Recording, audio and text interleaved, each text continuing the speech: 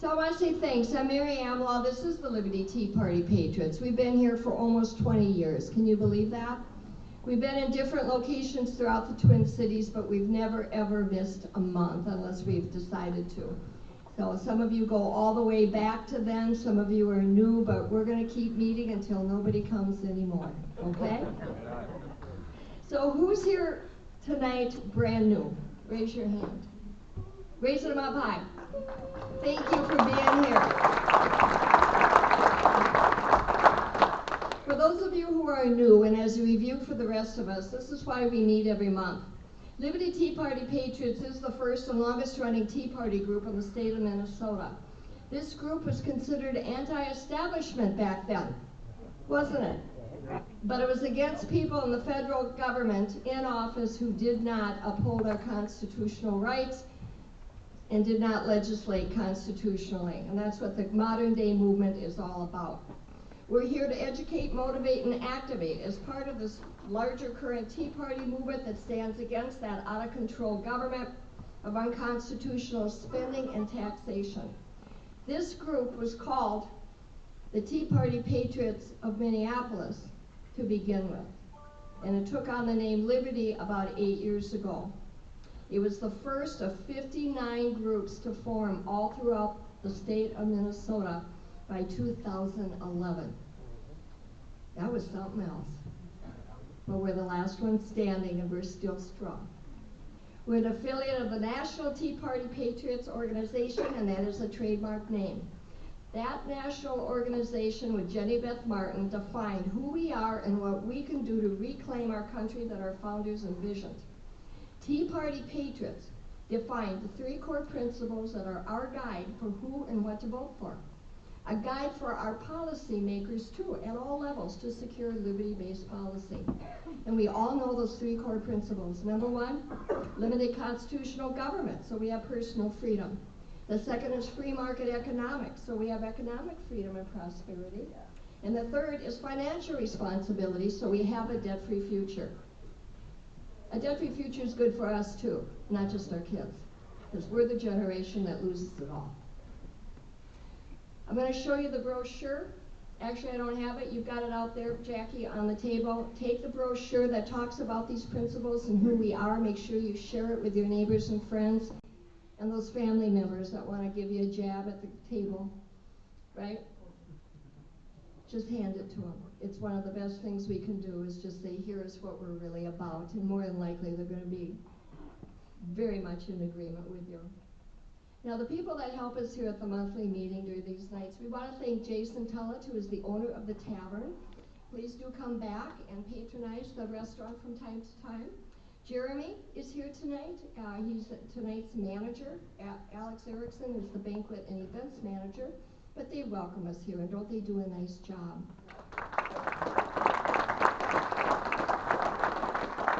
It's a lovely buffet. I think the lasagna was really good tonight. For those of you who were here last month, we had 280 people. We ran out of chili. But tonight, Mona, our friend Mona, stand up, Mona. You brought us cookies and you brought us brownies. Our server, Sean, is always good, and yes, our favorite bartender, Mo.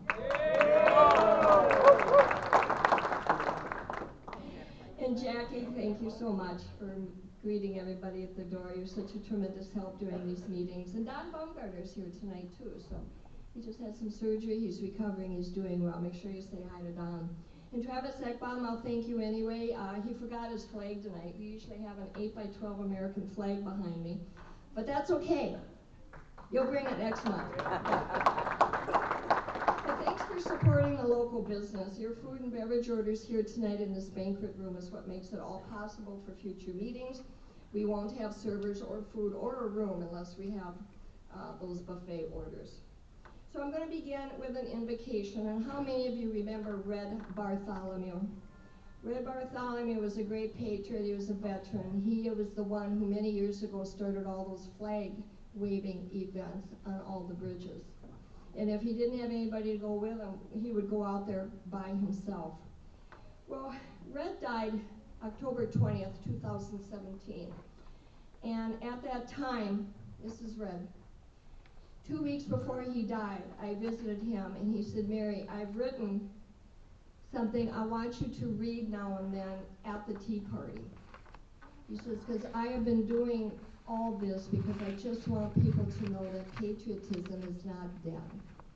And he did die 2 weeks later, but here's what he wrote, and what he gave me, it's the original paper. Dear Heavenly Father, we give you thanks and praise for those faithful patriots who have participated in the endurance of this country of ours. We will not forfeit our constitutional rights because we love our God and this land of liberty. Faith and family shall help endure this country to be its finest. In Jesus' name, amen. Amen.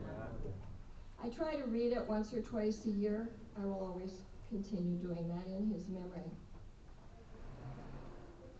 I would like all veterans, first responders, including law enforcement, firefighters, emergency, please stand. Will you please lead us in the Pledge of Allegiance? And thank you for your service.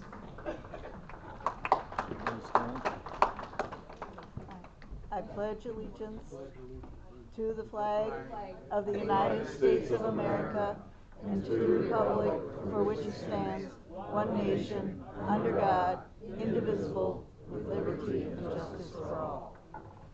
Thank you. I'm going to run through just a few notices here before we get going too far. There's a lot going on. One of the things I want to bring to your attention is that we just had an open house at school board races, but we just found out that the board itself approved the maximum tax levy for 2026. It includes a 1.97% reduction. Isn't that fabulous? Wow. Isn't that nice when we elect good people? And I want to say, Lorraine Cohen, please stand because you ran for one of those positions. You did not win this time, but thank you for stepping up. Makes a difference. And John Augustine, you know, with the LEA, the Legislative Evaluation Assembly, he comes up here and tells us about the John Adams Society. They have a debate every month. The next one is Wednesday night, December 17th. It's at Burger Mo's in St. Paul. Resolved, all I want for Christmas is Epstein's naughty list. That ought to be a good one. You know, they sit around and smoke cigars. Well, they can't do that anymore, but these sit around and smoke cigars and sip brandy. But anybody can go. I want to bring your attention to the Child Protection League. Cindy Matthews over there, representative for that great organization. They've got an upcoming, yep, she's here every month. Upcoming convention on April 25th. They have Laura Logan, Liz Collin, and several other people. And if you want more information on attending this convention, just head on over. Then you can take a photo of their flyer and go onto their website. So we'll have more information on that too, won't we? Good. We have had the Center of the American Experiment here from time to time with the different speakers, most recently with Matt Dean a few months back.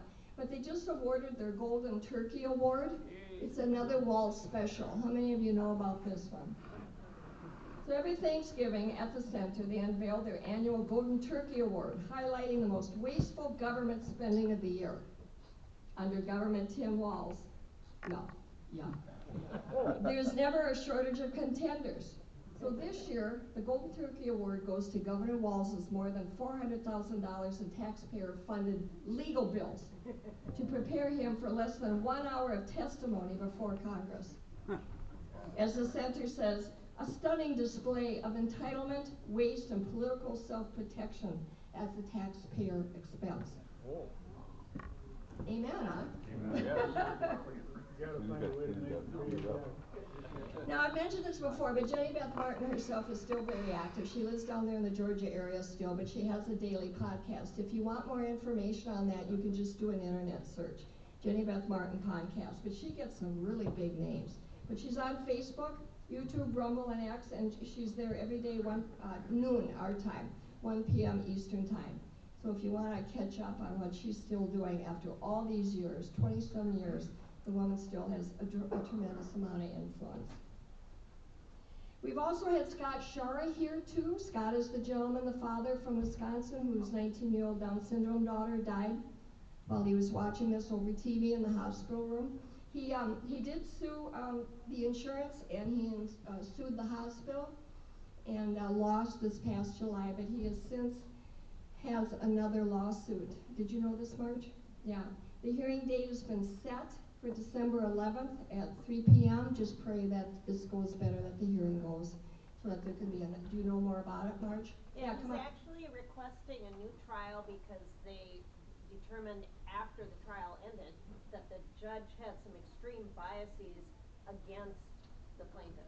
Oh, God. Against the plaintiff. But unfortunately, the judge, who since resigned effective February 1st, is the one who gets to decide if that judge was biased and if they deserve a new trial. So, so it may still not go through, but pray. Yeah, pray that December 11th that this hearing goes well. But it is the only COVID wrongful death case that has ever gone to a jury. So we'll have Scott back again. I'm sure he'll come back and chat with us. He's a marvelous man. I did not know this either, but this is just what he and his wife have gone through over the years. They lost another child before Grace died, didn't they? About 4 years ago, they lost a son with another medical thing, wasn't it? Yeah.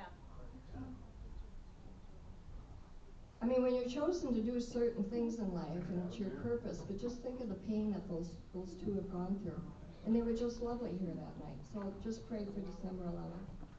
I'm going to bring Frank Long up here. He's going to talk about an upcoming meet and greet named Chanhassen. Hey, Frank. Hey, folks. So Chanhassen Rec Center on December 17th. It's going to be a Adam Schwarze meet and greet / fundraiser. I'm doing all the hors d'oeuvres, and they're going to be great. Mary's doing all the desserts, and you'll get a chance to schmooze and talk. Oh, and I've been prompted multiple times now. It will be Christmas themed. It will be very, very Christmassy. So anyway, it'd be great if you could come out there. It's going to be worth the drive. Like I said, my hors d'oeuvres are kick-ass, so very modest about that. So I hope I can see it. There's flyers on all the tables, or if you can't find one, come by and you can take a picture of this and get it on your phone. So thank you so much. All right. Yeah, and anytime, all the candidates know that they can come anytime and they can all speak. They all get very fair treatment here. We want to hear from everybody. They also can send surrogates or reps and come. They can come and distribute literature and fundraising information on the tables or set them out on the main table. We're going to be picking up here. We have quite a few candidates here tonight, but we'll be also having more next month, and I'll talk about that at the end. So thank goodness you people show up, otherwise nobody would want to come and speak. I'm always grateful for all of you. Like I've said before, it'd be pretty silly if it was just me standing up here talking to an empty room. But I'm going to start out introducing Nate George, who is running for state auditor. And Nate, where are you at? Some of you, yep, your representative Ruth was here last month. And we want to know who you are, why you're running, and how we get more info. Okay. I think I can handle that.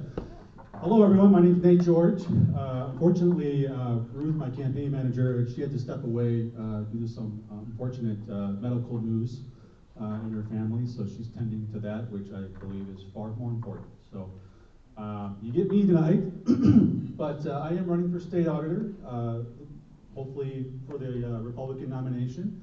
Why am I running? Because we heard a name, or a word, sorry, earlier. That word was chosen. And I'm wearing a ring on my right hand, and it says, the chosen few. And for whatever reason, I was drawn to this ring. I had no intention of buying any jewelry. I'm not a jewelry guy. I will buy it for my wife all the time, but I don't wear it myself. And I was walking by the window in the shop, and I just had this voice in my head to look right, and looked right at that ring, and it just called out to me, and it spoke to me. And ever since I've had this ring, I've come to understand why. Because I never had any intention of ever getting involved in politics. And I ran a few years back for mayor in the town where I'm from, called Graham.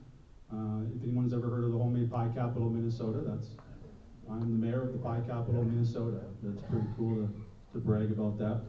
But I ran because I was asked to at a city council meeting where our city administration at the time had run our budget almost $1 million over budget.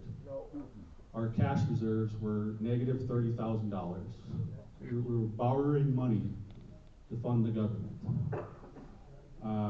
Infrastructure hadn't been replaced in several decades. Our water infrastructure, our sewer pipes, our water pipes were almost 100 years old. Streets were being filled with potholes instead of repaired year after year after year. And their solution was to dissolve the police department. Wow. I feel like there's some people in this room who understand the hypocrisy and the just, how do you grasp that concept? Let's not fix the way we spend. Let's just dissolve one of the 3 basic services that local government is supposed to provide their citizens. And so I was sick and tired of what I was seeing on display, and I spoke up. I just, again, felt compelled to do that. I'm a mild-mannered guy. It was very difficult for me to even do that. It's difficult for me to even be up here. But I was so upset and moved to say something that people in the room that night, members of the community, liked what I had to say. And they cornered me, literally cornered me. I thought I was going to get jumped. After the city council meeting, and asked me to run for mayor. And I did, and a year later, I unsat a 12-year entrenched Democrat mayor. 0 political experience or personal ambition to be in politics. The point of that story is that any one of you could be that person. All you have to do is say something. All you have to do is raise your hand and speak up. And all you have to do is follow through with whatever you're saying with action. And that comes in the form of showing up to these meetings. It comes in the form of getting out and encouraging your neighbors, your family, your friends to vote, and educating them on why it's important to vote, and not just for one candidate, not just for the governor or the city council or the mayor. For every single dot that you fill in on that ballot, they all have repercussions when you put the wrong person in the wrong spot. And that's where I come in. I was asked again to run for state auditor because of the turnaround that we made in Brant. In 1.5 years, we went from almost $1 million over budget to a $1.3 million fund balance. Our cash reserves were 50% of our fund balance. The state only recommends 25. Working with a great friend of mine, Senator Mark Ferran, who's in the room tonight, we brought in over $13 million in state and federal funding to replace our almost 100-year-old infrastructure. And this summer, we just completed phase 1 of that project. It's only been 3 years.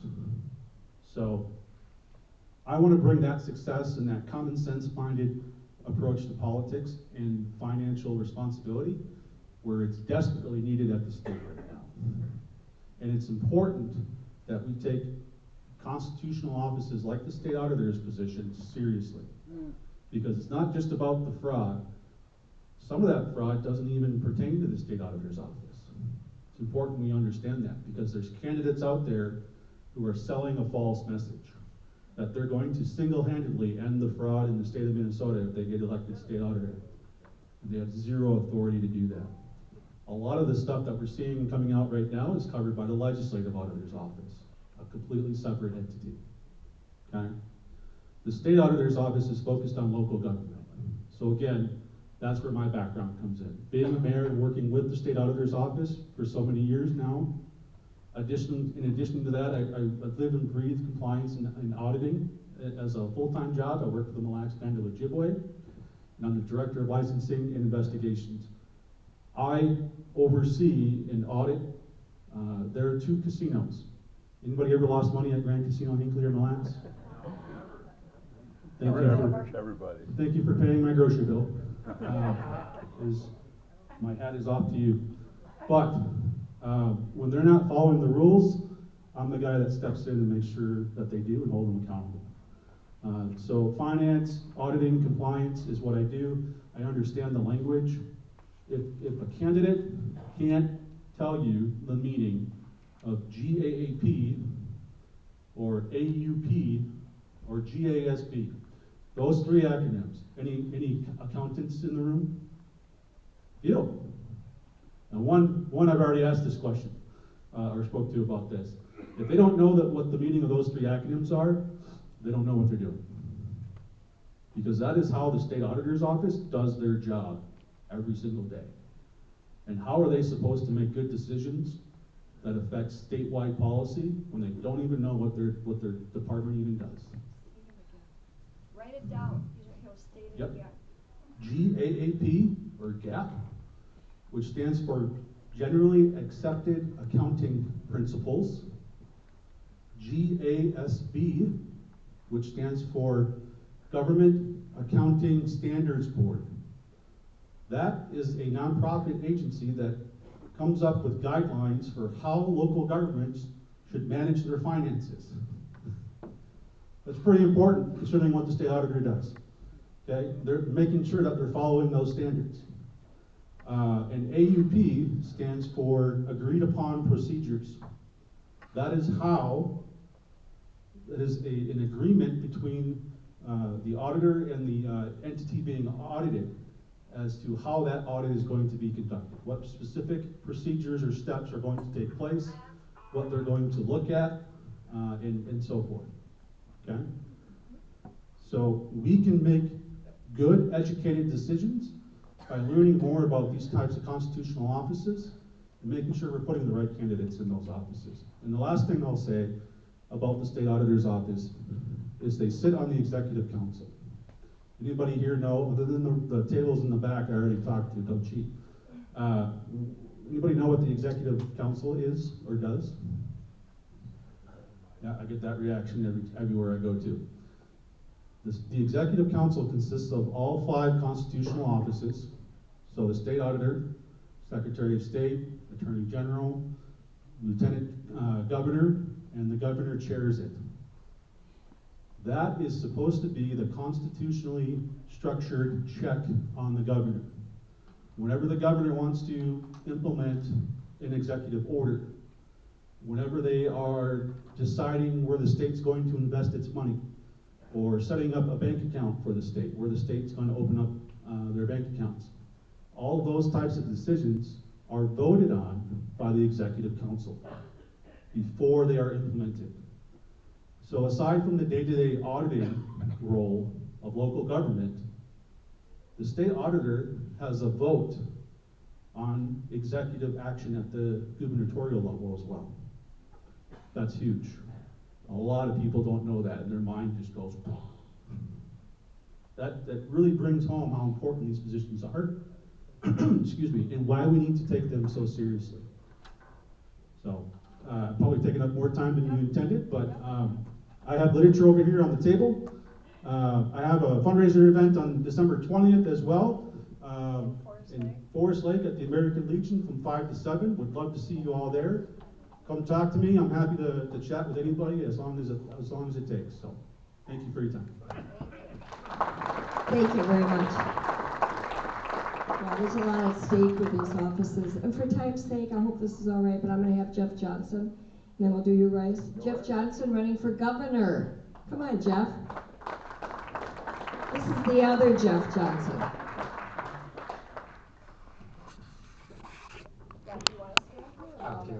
This is good. Thank you, Mary. First of all, I want to recognize Blake. I love your shirt. God, family, country. He looks better than I do. Oh, good man. Thank you, Blake. My name is Jeff Johnson. As Mary said, I'm not the Hampton County Commissioner. I think most of you down here realize that, but I still get some of that confusion. I'm a little bit taller. I'm from St. Cloud in the St. Cloud City Council. And I want to share a couple of things with you. First of all, I was talking to a constituent down in southern Minnesota just today. Very upset. The fraud in the state is like a metastasized cancer. I think we all know that. It's everywhere. It's like stage 4 on steroids. And she's dealing with it at the county level. And I listened to her for about 15 minutes, and she finally said to me, you know, Jeff, I said, I like you. And I said, well, why is that? They said, because several other gubernatorial candidates, I talked to them, and they said, well, I can't help you. Or, when I get elected governor, I'll look into it. She said, you're trying to help me right now. You've reached out to state reps right now. And I said, because you need some help right now. All right? I'm not going to wait around. It's saying two things I'm not going to say. When I become governor, I may not become governor. That's presumptuous. Another thing I'm not going to say, and by the way, I like all the Republican candidates. I'm not going to say I'm the best. I may not be the best. It's like asking you, what's the best flavor of ice cream out there? We get a lot of different answers to that. Okay? So I want to switch gears a little bit. Kind of a current events information for you is tomorrow morning I'm going to be on KNSI 1450. I'm from St. Cloud. And I'm going to talk about the refugee resettlement moratorium for the billionth time. Again, I was the city council member, you may recall, back in 2017. That put forward a moratorium because St. Cloud was a refugee relocation city. And I got widespread news coverage. The New York Post was calling, the Laura Ingraham show, the Orlando Sentinel, you can read it in the Australian news online. And there was a kind of a town hall meeting, and a lot of the folks from the left side was there. Excuse me, someone my besides my eyeball. And of course, they brought me up again. Well, Jeff Johnson brought the moratorium, and this is about hate and divisiveness and all that. And it's like, oh, here we go again. And if you read the moratorium, all it said is we were in violation of federal law. State and local officials have to be consulted before refugees are placed in a relocation city, primary resettlement, before they're placed. It's very clear. 8 U.S. Code 1522 specifically says state and local officials must be consulted. And I said, I'm a local elected official in the council. I have not been consulted. I want to know why. I could never get that question directly answered beyond the fact that you're an Islamophobe or a hater or anti-refugee. Ladies and gentlemen, I'm tired of, I call them the adult children, because all you do is you argue, not you folks, but you argue an emotion. Here's the law, here's what it says, we're not doing it, we're not in compliance.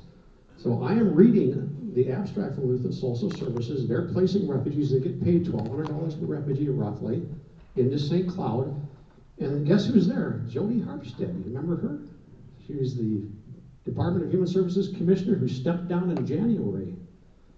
Well, at the time, she was the LSS president. She was there. She almost pushed over a plainclothes law enforcement officer to get to me. She was so mad because I'm reading her abstract publicly. And I said, according to this abstract, not mine, it says this program is partially in compliance with federal law. Why is that? She wanted this program kept secret. And someone said, well, Jeff, if you had more widespread support back then about what's going on, I was just scratching the iceberg of what's going on. I did not have one state senator, not one state rep, not one congressman back in 2017 call me. I stood alone. Now, aside from the people in the community who had supported me, because they knew what was going on, taxation representation, clear case of that. So I'll be on the show explaining that again. It's just the economics. And he said I was picking on Somalis. I didn't even mention Somalis. I didn't even know who was participating in the program. It was 5 countries. Somalia happened to be one of them. Somalia, Kenya, and 3 other countries. Didn't even know who they were. It was just purely economics. A couple other things. I'm going to do a time. 2 minutes, 1 minute? 1 minute. 1 minute? I'll wrap it up okay. So much. I like to be time sensitive. I am a professor. So when my students give presentations, usually the problem is they don't speak long enough, not that they speak too long. So I like to keep I used to fly corporate jets, kind of to keep the schedule going on time. One of the quick things I want to talk about is education. As you know, our educational scores are absolutely horrible. And I'm a university professor by trade, and I teach online. Our university, they're out of state. We're going to hit 100,000 students in January. In Minnesota, we export our students. You know who our competitor? North Dakota State, River Falls, Superior, Iowa. We're losing a lot of college students. Why? Because some of this DEI stuff is nonsense. True story. I had a student that I advised years ago came to me and said, Dr. Johnson, you're going to believe this. What's going on? I'll tell you, that's St. Cloud State. I had this required racial issues class. And the professor said, if there's a very angry minority professor, the first week of class, he said publicly to the class, if you were a white male, the highest grade you'll get in my class is a C+. I couldn't believe it. until I heard another advisee say the same thing 6 months later. Had another student, ROTC student, he said this, Dr. Johnson, I got this religious class, professor's very angry, he says, you're gonna write a paper on Islam, and you better tell me how much you love Islam. Don't take any other position. And he said, I love Islam. He said, I didn't believe a word I wrote. Got a C+ in my class and I got out of there. You know what makes me angry? For 10 years, I've been hounding the higher ed committees in the House and the Senate. It is where good complaints go to die. It is time, folks, we step up for our children, because if we're not going to fight for our children, who is? I got to work with a lot of great assets. I've flown multi-million-dollar jets. I'm a mechanic by trade. I've worked on them. I've worked on driven big truck semis. But the best asset I've ever worked with is your children and your neighbor's children. Whether they're college students, I taught middle school, you know, and just the thought of them being treated like this, that is pure discrimination. That's why we're losing our students. So I'm going to wrap it up real quick. I know what I teach because I've been in the classroom. One class I taught was a health class, and I said to the 7th graders, this is going to be a real-world exercise. You're going to use math, you're going to use English, you're going to get up here in groups of 4, and you're going to present to the whole class. I said, you're going to grandma's for Christmas vacation up in Ely. There's a blizzard going on. You're going to drive up there. Okay, a lot of these kids are excited about their driver's license. I said, what 10 items do you want in your car to be prepared? What is your game plan? They like that. I said, you can use the iPad, you can use MapQuest, all that stuff. Then you can come up here and you're going to work on your public speaking skills. You know what? That is a well-rounded education. Not gender pronouns, not if you're white, you'll get a C+ in my class. That's nonsense, that's gotta go. One of the first things I'll do as governor, we're gonna cut DEI. We'll save $31 million right there. Paying someone $100,000 a year to be a DEI coordinator? Under the Plenty administration, we didn't spend 1 penny on that. Now we spend over $31 million. I'm out of time. Thanks so much for your time. Thank you, Mary, for having me here tonight. God bless you. At the end of our talk tonight, to our presentation by the main speaker, we will bring up some other of the candidates that are out here. But right now, I want to introduce Royce White, who is running for United States Senate. Thank you, Royce, for being here.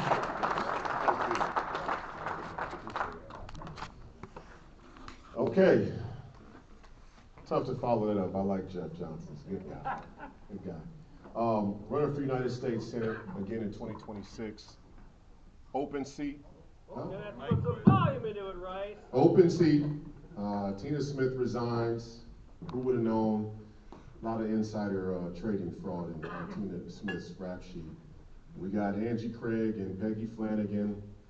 Internal poll from Peggy Flanagan 2 months ago says that the generic Republican, whatever that means, I would guess I'm not the generic Republican, given my height and skin color.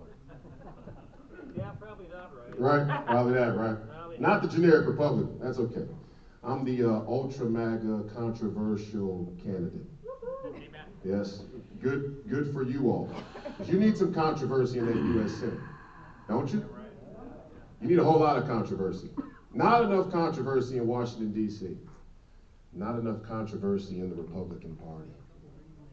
We need some controversy in this party. Unity, yes, under the right principles. I saw this debate between Steve Bannon. Anybody familiar with Steve Bannon? If you're not, you better get. If you're not, you better get familiar with the great Steve Bannon, intellectual thought leader of the MAGA movement, and single-handedly helped us save the Republic from a communist color revolution. Become familiar with him if you're not. But I was watching this debate between Steve Bannon and conservative intellectual thought leader David Frum. Anybody familiar with David Frum? Another name you need to know. Worked on the Bush administration, is the editor-in-chief of The Atlantic. In front of a Canadian crowd, and David Frum is a Canadian, he's Canadian born, he said, conservatism is to conserve what is the best of liberalism. Anybody in here believe that? No, you gotta go watch this. There was a month debate in 2016 between conservative thought leader David Frum and Steve Bannon. Is the future of America populism or not? That was the debate. And David Frum got up there and said, the MAGA movement has the wrong take on the future of American politics. The point of conservatism is to conserve what is the best of liberalism. Why do I tell you that? These were your leaders. Whether or not you knew it, the David Frums of the world were the intellectual thought leaders of this great party until Donald Trump came down the escalator in 2016. And they have been trying to pry back the Republican Party and the conservative movement ever since. And they will not quit until they're successful. You want an example? Why does a United States Senate, who is run by Republicans, call a vote on President Trump's tariff policy? Anybody agree with that? Has the tariff policy not brought in more revenue? More revenue than we've seen in this great country for the last 2-3 generations? Why would a John Thune, Senate Majority, Republican Senate, call an unnecessary vote to the floor to repeal President, because they don't like him? Status quo. They can wear the MAGA hat, they can wear the MAGA t-shirt, they can talk about how much they love Doge, but the quiet part out loud is they do not support him. And it's not that they don't like him personally, it's like, oh yeah, remember Stormy Daniels, what about what he said about the Park City 5 or in New York or whatever. It's all personal attacks, it's all ad hominem about his personal life. But that's not their problem with him. Their problem with him is the fundamental of the policy. And what is wrong with Americans being first? What is wrong with America being first? And I transition to talk about this great fraud from Tim Waltz. And there is a great ungodly fraud happening in this country. And I always say, if thousands of dollars are stolen or hundreds of thousands of dollars are stolen, that's theft, right? You or I could steal $100,000, couple hundred, that you probably wouldn't, but you could. When millions of dollars and hundreds of millions of dollars are stolen, I call that foreign policy. And that's why hundreds of millions of dollars were funneled through a Somali refugee NGO and end up in terrorist organizations over in the Horn of Africa or the Middle East. Your money. Not only are you overtaxed, but it's not going to your roads. It's not going to your schools. It's not going to your hospitals. It's not going to your children. The education is shit. It's going to terrorist organizations in the Middle East and the Horn of Africa? You should be outraged. Treason. I'm not here to ask you for money. I'm not even here to ask you for support. You got to ask God for those things. Discernment. I'm here to ask you for your courage. Are you willing to do something different? On my show every Saturday morning, I say, convenience will be the death of freedom. The problem aren't the Muslims, although they are a problem. The problem aren't the Marxists, they're a problem too. The problem aren't transgenders, although they're pretty weird. Yeah? The problem's us. Do we remember what it means to have sacred honor? Do we remember a time when this country was strong? Do we remember what made us strong? And are we willing to give up those things for whatever perceived convenience that our opponents and our enemies can offer us? And the answer for a long time has been yes, your 401ks look good on paper, but they're just numbers on a computer screen. Everybody gets this feeling that America is getting better because I can take out my iPhone and have access to the entire world. And I know it feels good. I know it's addictive. Facebook, it's popular amongst the young people, but the boomers get their good deal of Facebooking too, right? The internet has made us believe that things have gotten better, and they've only gotten worse. 70% of people in this country spend over 70% of their time on the internet, and over 60% of the internet is pornography. So when I say we have a jerk-off society, people go, oh, that's a little crude. I go, well, wait a minute. 70% of people spend 70% of their time on the internet. Over 60% of the internet is pornography. And which one of your United States senators stand up on that United States Senate floor and say, we need to slow down the rise of the Internet of Things? Not a single one. The reason why I'm here, the reason why I'm running again, I flipped 29 counties. I got more Republican votes than any other person in the history of the Minnesota Republican Party other than the great Jason Lewis.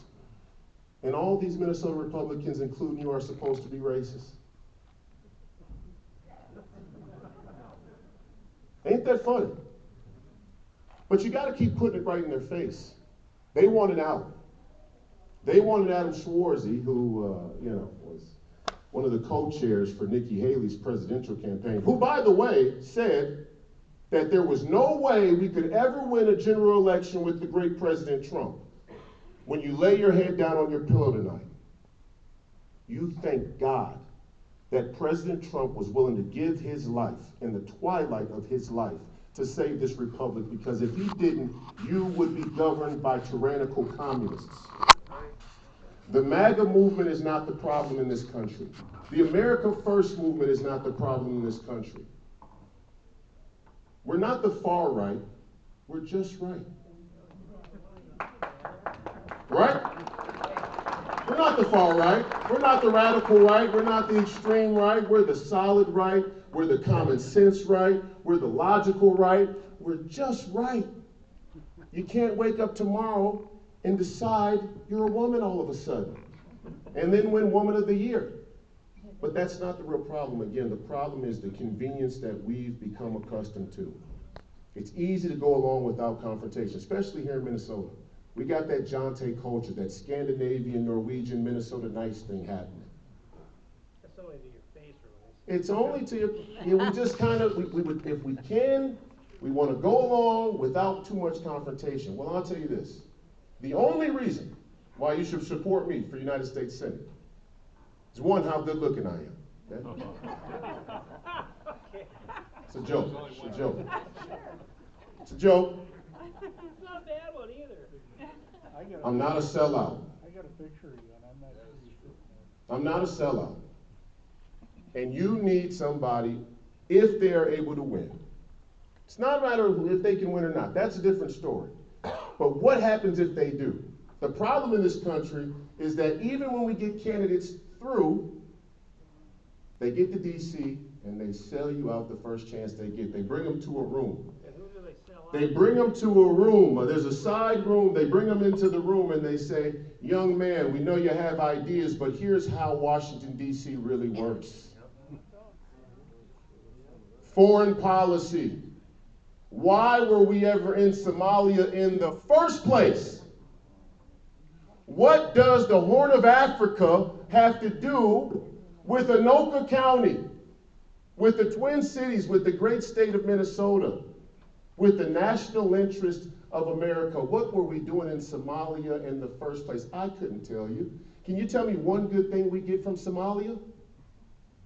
Nothing. Nothing. Nothing. But it's vital national interest. And we have to spend billions of dollars to send our young men and women who we have stand in honor to go fight a war for somebody else's agenda. I can promise you one thing. If I get elected to the United States Senate, barring the filibuster isn't busted out by President Trump and the rest of the administration, and if they choose to do that, fair play to them. Might need to happen. We're in radical times. Constitutional crisis on the way. A bunch of liberal judges don't want this Trump agenda to get through. But if the filibuster still exists, I can't tell you that I can change the entire United States Senate, because it's a running joke that to even run a United States Senate campaign, you have to have already committed to a big lobby who can get you $10 million. Obscene. It's an obscenity that you should need $10 to $20 million in some lobby backing you to run a Senate race in this country. Especially when they're not from this country. But if I win, I can guarantee you there will be nothing they can offer me to not stand up for the American people and the future of this great republic. Thank you. I appreciate it.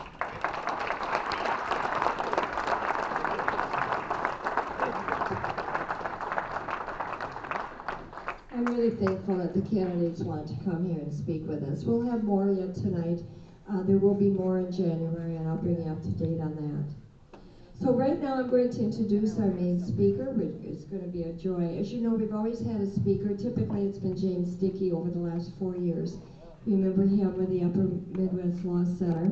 They always tell us about the cases that they have won, that they have coming up, and they might even mention some people in this room are plaintiffs in some of these lawsuits, right? Just never know.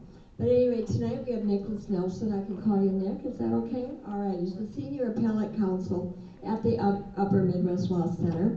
He brings extensive experience in appellate litigation and advocacy. He's got a passion for defending the First Amendment rights. He's championed legal battles, such as challenging the constitutionality of the Affordable Care Act, defending the validity of the Defense of Marriage Act, and successfully defending President Donald Trump's 2024 primary ballot access in state Supreme Courts. Your young good looks belie you, right? Or did you start at age 8? I don't know. But why don't you welcome Nick Nelson.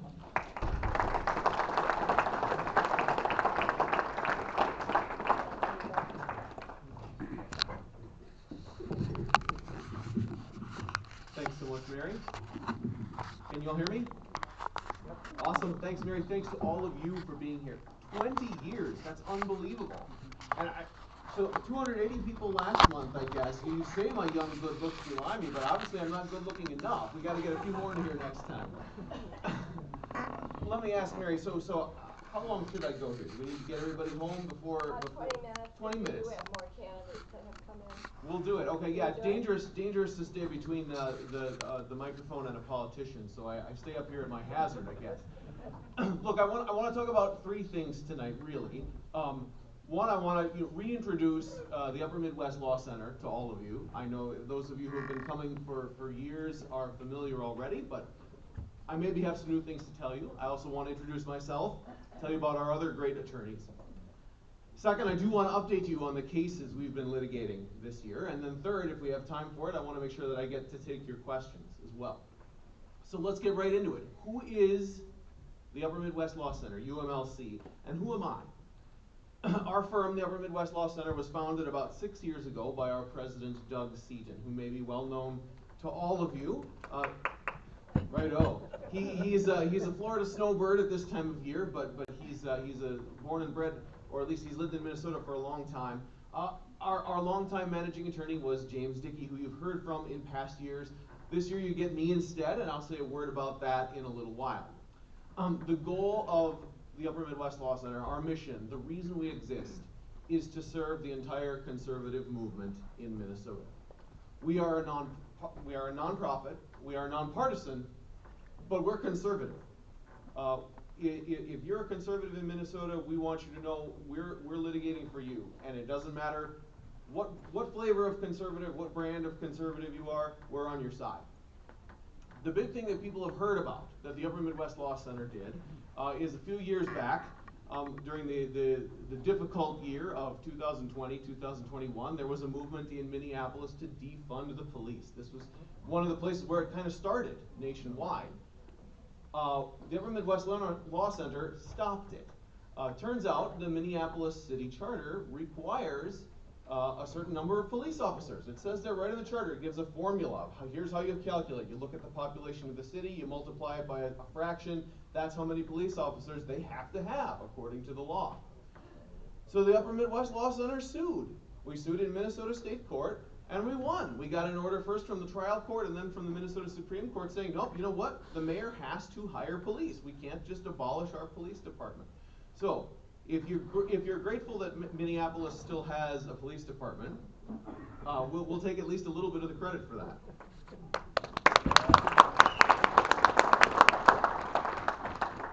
Now this shows why conservative legal work is so important, especially in Minnesota. Newsflash, we've been a blue state recently, and that has posed some problems for people in the conservative movement. If you go to Governor Walz or any other Democratic governor, if you're lucky, they'll listen respectfully to what you have to say, and then they'll ignore you.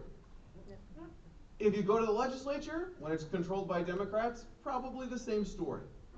But here's the good news. The courts of Minnesota are open. They're open for business, they're open for lawsuits, they're open to hear about people breaking the law, and they want to be open. You go in, you file a lawsuit that's full of serious legal arguments, the courts will take it seriously, and they have to take it seriously. Now, it's true, people ask me, aren't most state judges in Minnesota appointed by Democrats? That's true. And it's also true that I wouldn't, and you probably wouldn't, agree with our judges about a lot of political questions, maybe even about a lot of legal questions. But the fact remains, these judges are not politicians, and as somebody who knows many of them, I can say they don't want to be politicians. They want to articulate the law, they want to apply the law to everybody. And so when we, at the Upper Midwest Law Center, or when other lawyers come to our judges with serious, technically sound legal arguments, we can win. And we often do win. It's one of the only places we can win in our Minnesota state government these days. Now, we don't always win. We don't win as often as we'd like. We don't win even as often as we maybe think we should. But we win often enough to make a real difference. And I'm here tonight to tell you about some of those wins. Of course, that's just the state courts. That's the courts that are part of the Minnesota state government. The federal courts, the United States courts here in Minnesota, are another story. Minnesota is part of what's called the 8th Circuit. That's mostly a bunch of states along the Mississippi River, and it's all governed by one federal court of appeals, a United States Court of Appeals. The rulings of that court are binding on all the federal judges in all of those states. And the Court of Appeals for the 8th Circuit has the highest proportion of judges appointed by Republican presidents of any court of appeals in the entire country. So, conservative legal arguments will receive a willing audience there, and that certainly has been our experience. Now, the courts really can only consider these legal arguments if there are lawyers who are willing and able to bring them. It's no secret that in Minnesota, one side of the political aisle is much better funded and much better organized than the other side. This gathering tonight is an exception. Most of the time, there's a group of politically minded people, especially ones with money, who get together. They're wearing blue, they're not wearing red. The result is that our blue state government can sometimes develop a bit of what I call a culture of impunity. An attitude can develop that, oh, we can push the envelope on what's legal, even when people aren't purposely doing things that are illegal. Well, we don't have to be super careful. We can be aggressive and push the boundaries of what's allowed, because we probably won't get sued about it. And even if we do, our side, they may think, has more lawyers and better lawyers than the other side does. So if we get sued, we'll probably win. Well, the Upper Midwest Law Center is here to change that. And I'll tell you tonight about some of the ways we are changing it. We're here to make sure that even if our state government enacts policies we don't agree with, they have to follow our state constitution and the laws of the United States when they do so. I say this a lot. We can't control the color of crayons that our state government uses, whether it's blue or red or purple. We all have to control that at the ballot box, right? And we as lawyers can't control that. But we can make sure that whatever crayon they're using, they've got a color inside the lines of the law. They've got a color inside the lines of the Constitution, both state and federal. And the courts are open, and we are there in court making sure that they do that. So I'll tell you more about that in a minute. First, I want to tell you who I am, because as I know, I am not James Dickey, who many of you are used to seeing up here. I am the new senior appellate counsel at the Upper Midwest Law Center. I've been there about, how long now? Maybe 7 months, 8 months? I'm a Minnesota native. I grew up in Owatonna in southern Minnesota. I went to St. Olaf College. Got married as soon as I graduated. My wife was an Ole as well. And then I went to Notre Dame Law School. I was lucky enough there to study under a very exciting, very young at the time professor named Amy Coney Barrett, who was just a delightful woman and a fantastic person, extremely smart, and a devoted mother even then, just really a wonderful woman to know. I was lucky enough that I had a class with her. It was a statutory interpretation seminar, and it was my last course of the day for I think it was on Tuesdays and Thursdays, although I don't remember for sure. So my wife and I had a baby, our oldest son, at the beginning of my second year of law school. And when that class got done on Tuesdays and Thursdays, my wife often would put our little son in the stroller and walk across the campus to find me at the end of the day. So there was future Justice Barrett standing at the front of the room, and often in would come the bright orange stroller with my little baby son in it. So I love to tell that story because that's one of my fondest memories, both of my family and of Justice Barrett. After I graduated from law school, I worked for 2 federal judges in Detroit and in Pittsburgh for a year each, and then I started my legal practice in Washington, D.C. I was lucky enough to do some of the things that Mary mentioned. I got to be part of many of the big U.S. Supreme Court cases in the years 2010 and 2011. We challenged the constitutionality of Obamacare. We succeeded a little bit, mostly, unfortunately, failed. We defended the constitutionality of the Defense of Marriage Act. We didn't win that one either. We did defend Arizona's immigration enforcement statute and managed to save the core of that, at least in the U.S. Supreme Court. We got some other good stuff done too. After 3 years in D.C., I decided to come home to Minnesota. That was where we wanted our kids to be from, and honestly, it's where we wanted to be from. So for 9 years, I worked at a big law firm in downtown Minneapolis, and then I decided, it's time to work more on things that I really care about. And so I joined a small litigation firm called Cross Castle, which is actually around here in Anoka. We spent a lot of time at Cross Castle fighting things like COVID vaccine mandates. That was where I did manage to preserve President Trump's ballot access in the last primary election. And this is a great illustration of what I mean about the courts are open to serious legal arguments. We won that one unanimously for President Trump in the Minnesota Supreme Court, 7-0. So that was thanks everybody.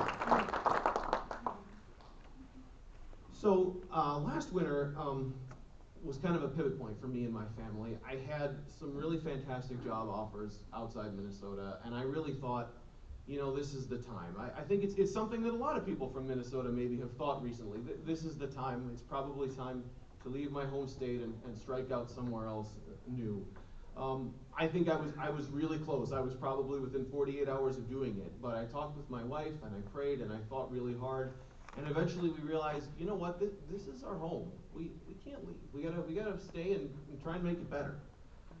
So I had to figure out what to do, but Doug Seaton at the Upper Midwest Law Center and some of our generous supporters made it possible for me to move at least most of my legal practice here. I'm still at Cross Castle part-time, but since April, I've been the senior appellate counsel at the Upper Midwest Law Center, and I'm very happy to be doing that. I wasn't there very long before I was hit with a surprise. James Dickey announced that he was leaving in August. I think it's fair to describe James as a victim of his own success. If you'd seen him here in previous years, you might understand this. He managed every aspect, every detail of our firm in a very hands-on way. But he got the firm on such a big growth trajectory that it wasn't really possible for any one person to manage it all anymore. And so I think it's fair to say that probably the best way for him to step back from that, he decided, was to step out. He's still very much a friend of our firm. He comes to our office, we see him, we talk with him, we collaborate on cases, but he's moved elsewhere where he can serve more in just a pure litigation role and not be managing things. That meant that I was stuck a few months in at the Upper Midwest Law Center as being the managing attorney. I've done that for the past few months, but I'm very happy to say that the cavalry has arrived. We have a couple of just fantastic new attorneys who are there helping and really getting things done. One is Brent Robbins, who was a very big-time attorney at General Mills, who was in line to be the general counsel in charge of their entire legal department, but who said, I want to spend a few years really working on things that I care about as a lawyer, and decided to join the Upper Midwest Law Center to do it. Another new attorney of ours is named Rachel Paulos, who was the United States Attorney for Minnesota, in charge of all the federal prosecutors and all the United States lawyers here in Minnesota for a couple of years. She's done a lot of other good work in the conservative legal movement for the last couple of decades, and now she's on board as well as a senior trial counsel at the Upper Midwest Law Center. So what I can tell you a couple things about the last year in terms of our personnel turnover at UMLC. One thing I can tell you, we certainly miss James Dickey. But the second thing I can tell you is I'm very glad to announce we are bigger and better now than we were last year, and we intend to keep going that way. So I guess I'll sum up by saying, you know, UMLC, if you've been here in previous years, you know this. UMLC has been a pain for our deep blue state government for several years, and we're poised to take it further. We're poised to go past being a pain and become a threat. So let me tell you now about some of the ways that we're doing that. Run through the cases we're working on now, cases we've wrapped up over the past year or so. First, I'll talk about our case for a very kind woman named Cynthia Cajun. You've maybe heard about the Black Lives Matter posters in the Lakeville schools. Now, at the outset, I'll say, you know, when you think about a lawsuit, especially a big one, you want to think about two things. One thing you want to think about is who are the people in the lawsuit and what happened to them, the story of it, right? The facts, as we lawyers call it. The other thing you want to think about is the law. What are the legal principles that are in play? What are the rules of law that existed before the lawsuit and that the courts announced and developed in the lawsuit? When we at the Upper Midwest Law Center bring a case, we're looking for both of those. We want to have a compelling story to tell, but we're also looking to make legal change. It would be great if we could represent every single person who has a problem. But what we really want to do, because we can't represent every person, what we really want to do is make laws that will govern everybody, that will help our whole state, that will help our whole country. That's what we're trying to get the courts to do. So, Black Lives Matter posters in Lakeville schools. Generally speaking, schools can teach what they want to teach.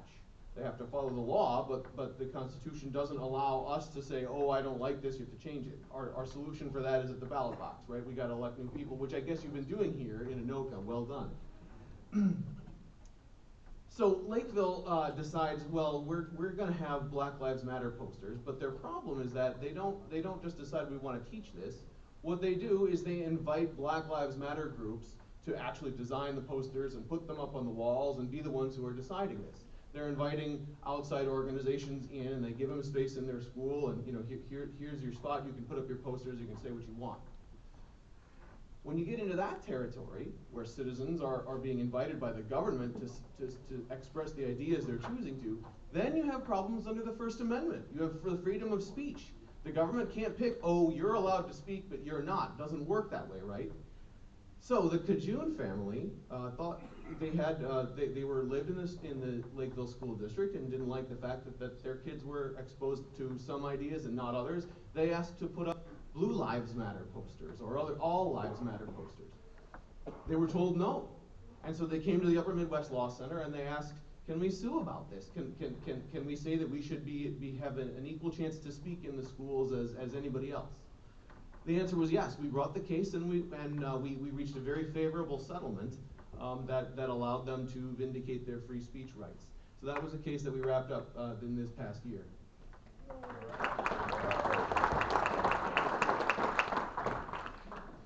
I'll tell you about some of our COVID vaccine cases too. This is something that I did at my previous firm, Cross Castle, where I'm still part-time, but it's also something that the Upper Midwest Law Center has worked on.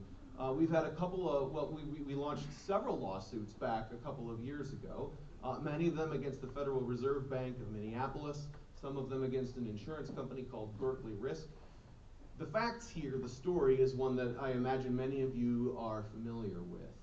Of course, at the height of the COVID pandemic, many employers said, well, you're going to have to be vaccinated if you want to work here. And many people said, well, I don't want to.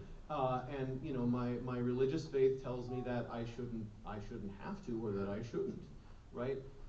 I think there's a tendency among a lot of people to say, oh, that's all made up. That's people who just didn't like vaccines and were inventing religious objections.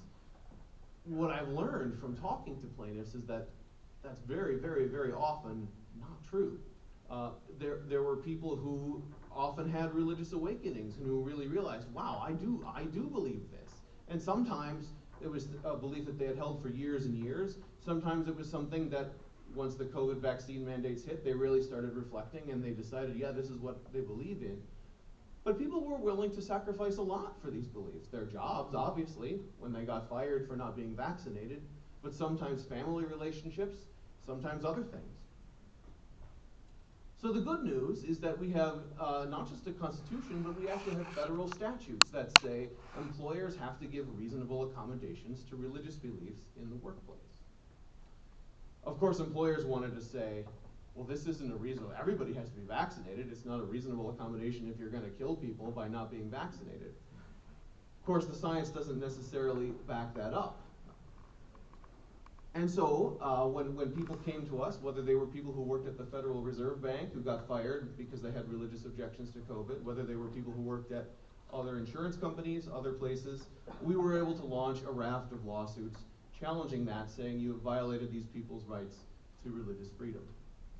Over the course of the past year or so, we've reached a series of settlements in those cases by which people are able to either get significant compensation for their losses and for the difficulty they incurred. We also have people who got fired from their jobs who are now, as a result of the settlements we're reaching for them, getting to go back to work at the job they love for the first time since 3-4 years ago. It's great. It's really meaningful as an attorney to make that kind of a difference in someone's life. So let me talk about some of our current cases. There will be, many of these cases are going on, but we've also won significant victories sort of along the way in each of them over the past year or two. So I'll tell you about these as well. Let me start with one that hits close to home here, because it's not only about the Anoka-Hennepin School District, but it's also about wasteful uses of taxpayer money. And I know that both of those things are kind of what you're all about here, or all about stopping, perhaps. The case is called Huizenga versus Anoka-Hennepin School District. In this case, here, the facts of this case can be described really simply, because it's not actually about one person so much as it's about what the school district is doing.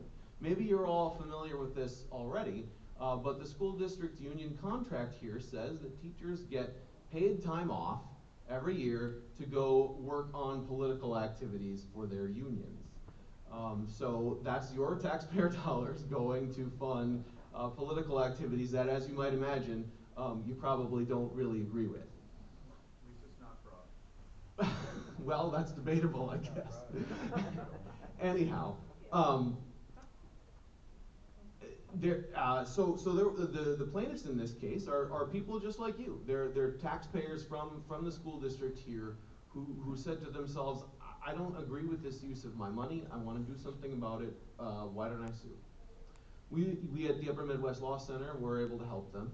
Of course, we faced a significant barrier right away, because normally, and this is about the legal rules that govern a case, normally just because you pay taxes and just because you don't like what the government is doing with your taxes doesn't mean you can sue about it. Even if the government's doing something illegal, even if the government is spending money illegally, normally you have to be more directly affected by it than just saying, oh, some of that money was from my taxes.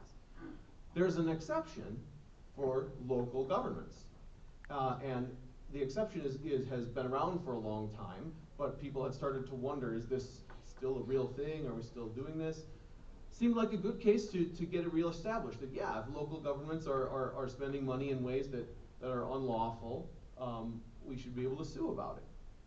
So that's what we did for the Huizengas. We argued, wait a minute, this is money that's going to pay for speech, right, for political advocacy that people don't agree with. That violates their First Amendment rights to freedom of speech. And so over the past year or so, we have taken an appeal to the 8th Circuit Court of Appeals that I mentioned earlier, and we have won a decision saying that yes, local taxpayers are allowed to sue about this. So that is something that now the courthouse doors are open. We will go back now to the trial court, and we're fighting now to actually win the First Amendment issue and demonstrate that, yeah, this is not a lawful use of taxpayer money. I'll tell you about Alpha News versus Detroit Lakes. I'm sure maybe many of you in this room are Alpha News viewers. So you've probably also heard about former Senator Nicole Mitchell, who was arrested for breaking into, I believe it was her mother's or mother-in-law's or stepmother's, thank you. Her house, yes. So maybe you've even seen the video footage. It's really quite amazing. You know, hands up in the basement, dressed in all black and burglar clothes and everything like that. But did you know that's not all of the video footage? That's just what was played at trial. There's more. We don't know what more there is because the city of Detroit Lakes, whose police made the arrest, has not released the footage. So even back before the trial, we have a very good relationship with Alpha News at UMLC. Even back before the trial, we brought suit under the Minnesota's public records laws saying, hey, Detroit Lakes, we want to see this body cam footage. We want to see what happened. We ran into a judge who decided we couldn't have it. We appealed, and we won on appeal. This was not a case where the appeals court said, yes, they get everything they're asking for, but they did say, well, it doesn't look like this was done right in the trial court, so they sent it back, basically for a do-over. We get back for the do-over, and while we're there, the trial happens, right? The footage gets played, Senator Mitchell is convicted. So we tell the trial judge, hey judge, we still want all of the footage, please give it to us. But then we get a court ruling a month or two later saying, no, all I can do is consider your request as it was originally filed, and it's still no good. So we get to go on appeal again. We feel pretty good about this appeal. We think we're going to have a good chance of getting all of that footage. We don't know what it's going to show. Will it be super exciting? Will it be boring? Will it not add anything to what we've seen before? We don't know, but that's the point. We need to know, right? And we hope that we will within the next year or two. Hopefully next year at this time I'll be able to report success in this one to you. So let me tell you about Minnesota Voters Alliance versus Ellison. This is what some of you may have heard of as the Don't Say Felon case. The facts here, the story, is rather interesting, at least to lawyers, because it involves other laws. Maybe that's not interesting to you. A couple of years ago, our beloved Democrat trifecta in the state government passed a statute saying that felons who are released from jail on parole now get to vote in elections. Interesting, they're not allowed to serve on juries, but they are allowed to vote.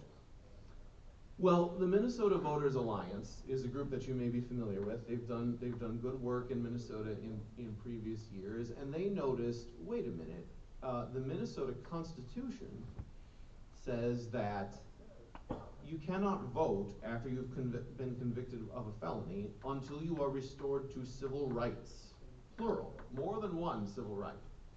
So their argument is the legislature cannot just take the right to vote, one right, and give that back. If they want to restore civil rights to felons, it has to be a package deal. You have to have felons on parole serving on juries and maybe even running for public office and doing other things. It can't just be the right to vote. That is what the Minnesota Voters Alliance wants to argue, is convinced of, that this felon reenfranchisement statute is unconstitutional. But before they can even make that argument, they ran into another problem.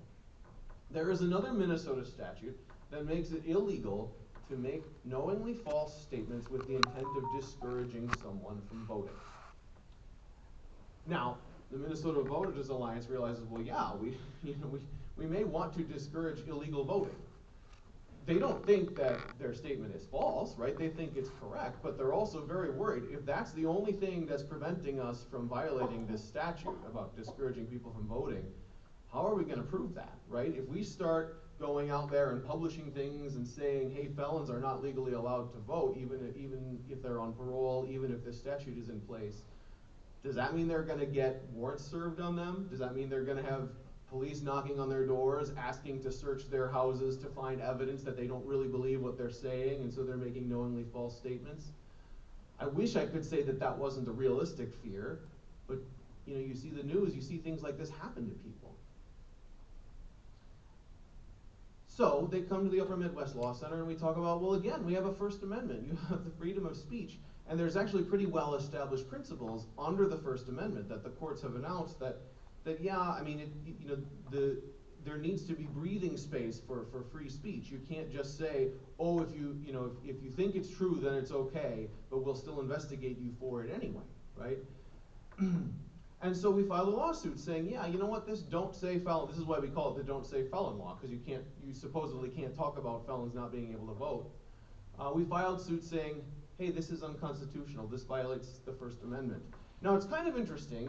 We filed suit against some state defendants, some people from the state of Minnesota, and also against the Anoka County attorney. I believe it was Anoka County. You can name names. Well, I'll leave it at that. Suffice to say, the state attorney general's office says, oh, you know, they respond saying, it's not likely that anybody's going to say you're violating this. You have to know that it's false, and you're not saying that you think it's false, so you're probably not violating the lawsuit. Well, the county attorney takes a different tack. He actually countersues, saying, yeah, I think you are violating this. I think you are committing this violation under Minnesota law. And so the Minnesota Voters Alliance had to fight that as well. Now, this is a good example of we did lose in the trial court. We actually got a trial court ruling that said, no, this is okay under the First Amendment. And now we've taken that up to the 8th Circuit Court of Appeals. I was there arguing in court about a month or so ago.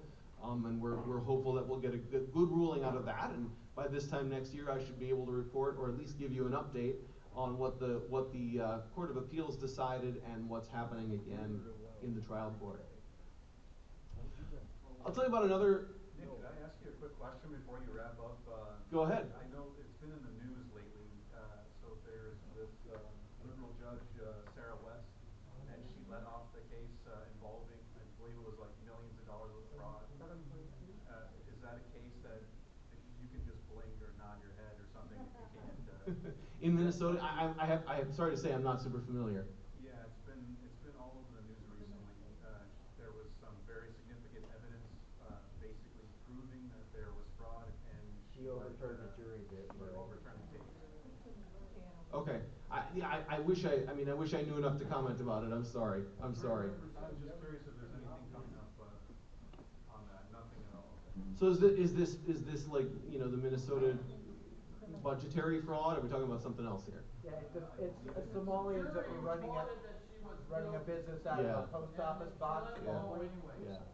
So you know, there's only so much that a private law firm can do when we're dealing with crimes, right? Because crimes are the job of the state government. So you know, there's a certain degree to which we have a you know a great federal prosecutor here in Minnesota, the U.S. Attorney, and I mean, when you hear about prosecutions getting brought against people for fraud, it often is the U.S. Attorney's office, right? The Department of Justice here in Minnesota.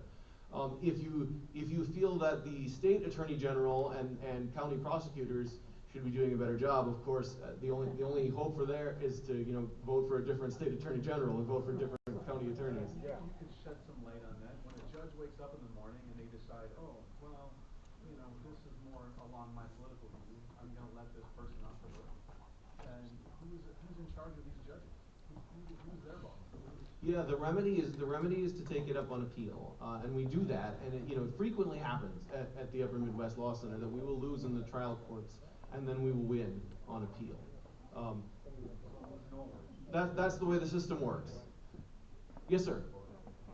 Is it true that Steve Simon, Secretary of State, is in contempt of court for the Minnesota Supreme Court for not releasing tax records of the past? Not that I know of, but again, maybe I'm just not informed enough about that. I'm sorry.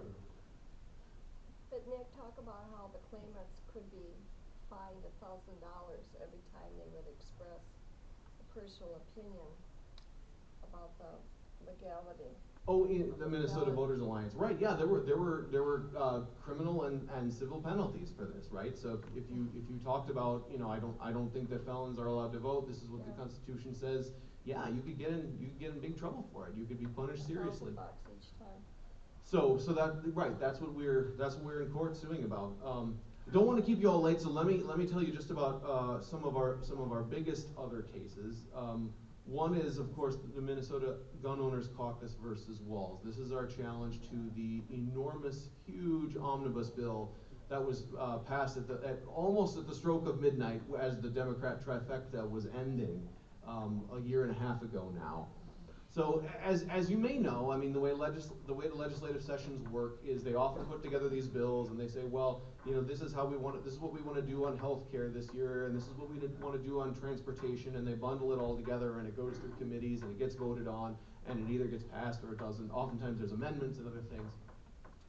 But because of you know, disagreement among the Democrats and also because of some effective opposition by Republicans in the minority, in the 2024 legislative session, those bills all got held up until the very, very end, especially in the House of Representatives in Minnesota. And so they got to the last day of the session. The Constitution and Minnesota statutes say, like, this is your last day, sometime I think in May, to pass legislation. And they were down to that last day, and they were down to 9:30 p.m., and they were down to 10:30 p.m., and there was still, like, most of the agenda for the session hadn't gotten passed. So finally it's time for the Hail Mary pass. The leadership of the House and the Senate, who were Democrats, of course, said, okay, let's just take everything we wanted to do, or a great majority of what we wanted to do, and let's jam it all into one big, long statute. It was 1,500 pages long. And let's just pass it all at once. If you haven't, I encourage you to Google this, right? To find, like, the, you know, Omnibus Bill 2024, the scenes in the House and the Senate as this was getting passed.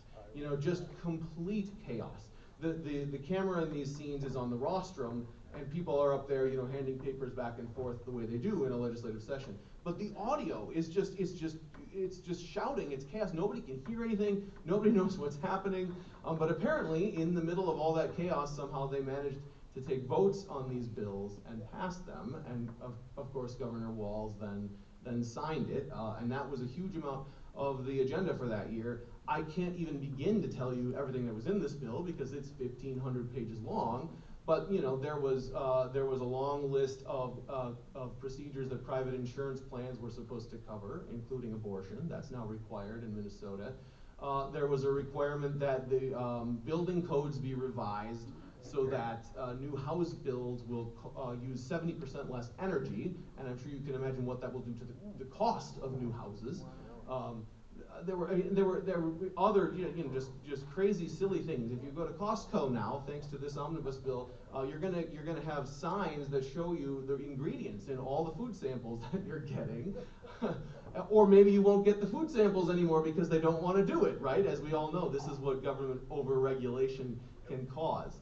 As I say, we could stay here all night. We'd probably stay here all of 2 nights. We mean just telling you about everything that was in this bill. But suffice to say, what's the governing law that this is a problem with? Well, Minnesota's constitution has what's called a single subject clause. It says every law the legislature passes is supposed to be about just one subject, cover just one thing, right? Now, some of my friends who are lawyers in the Attorney General's office have sort of scoffed about this in court filings. They've said, oh, well, this isn't about what the legislature can do. It's not like freedom of speech or anything where the legislature just can't pass laws like this. This is a process objection, they say. To which my response is, yeah, you know, our framers, this is what our Constitution is about. They made it hard for the legislature to pass laws so that we don't have too many laws, right? The legislature is supposed to have to do more work to pass these laws. They're supposed to have to split them up. They're supposed to have to send them through one at a time, and if they can't do it, then they go without the laws, and we don't have more laws that govern us. That is the point. So, we actually spent a fair amount of time at the Upper Midwest Law Center trying to find people who were affected by the provisions of this omnibus bill who wanted to sue about it. We, after considerable effort, came up with just one, unfortunately, but we were very glad in who it was. It was the Minnesota Gun Owners Caucus. One of the many things in this bill was, of course, stricter firearms regulations. They made certain kinds of triggers illegal, other things like that.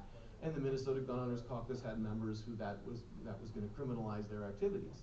So we sued. We filed a lawsuit saying, hey, this is not a single subject. The law's unconstitutional. And I'm happy to say that a judge in Ramsey County, middle of downtown St. Paul, agreed with us, ruled in our favor, said, yep, this violates the Constitution. Moreover, the judge said, it sure looks to me, you know, under existing case law from the Minnesota Supreme Court, like I'm supposed to just wipe out this entire 1,500-page bill, the whole agenda. He said, I really want to make sure that that's what they want me to do, so I'm not going to do it. I'm just going to send it on to the appellate courts. I'm going to strike down just the firearms regulation. So that's what he did. But of course, that's our invitation, right? We're going to go up to the appeals courts, and we're going to tell them, hey, you really ought to strike this whole thing down. It's a very interesting situation because the Minnesota Supreme Court, and this is where I say they're not politicians. For 40 years, the Minnesota Supreme Court has been warning the legislature.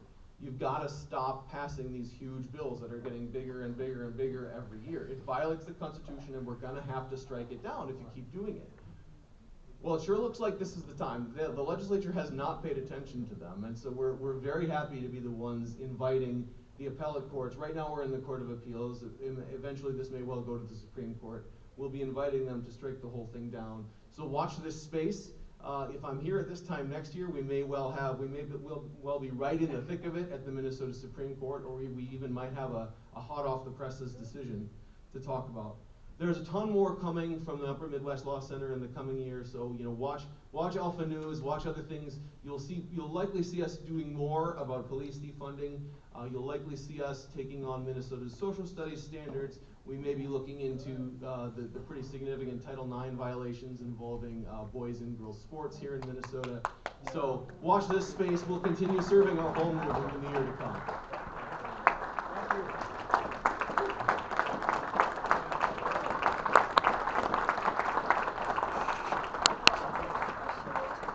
Sure, I'll take a question or two if you've got any more. Yes, sir.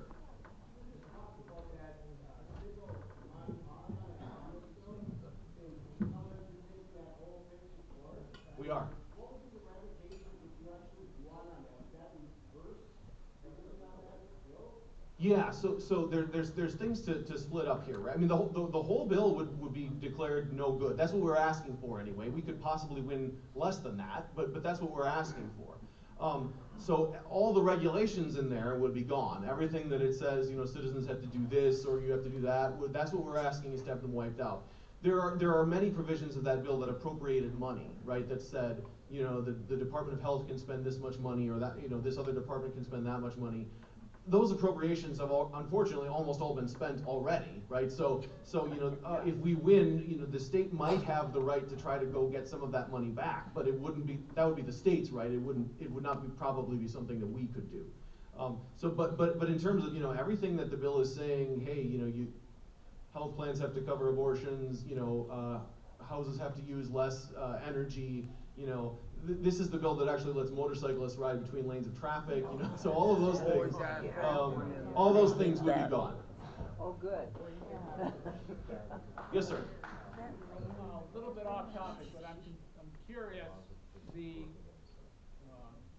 case of arson against Jude, American Experiment, and a third entity, anything is coming of that? Has there anybody been identified as potential suspect, or? I wish I could say there was. We get a letter from, I think it's the FBI, some federal agency every so often, saying that we've been identified as the victim of a crime. We have a victim identification number, if you can believe it. There's nothing that makes you feel like the government cares for you than like giving a victim identification number. But we just get this letter saying we're sorry to inform you there's no developments. That's all I can tell you. Well, will you come back again at the end of next year? We always have the Upper Midwest Law Center speak with us. Gotta get up there, Mary. She's telling me to never come back again. No, I was inviting them back because we always have the Upper Midwest Law Center come either the last month of the year or the beginning. And James Dickey always found something he was doing personally, wasn't he, or something? He was always going on vacation the first week of December of every year, so he'd come in January. But we'd love to have you back next December and give us another update. I'll see you next December. Yeah, we'll do that. Thank you. There's such good stuff going on. All right, I want to call a few people up before we have our last candidate speak. But Travis, make your way on up here.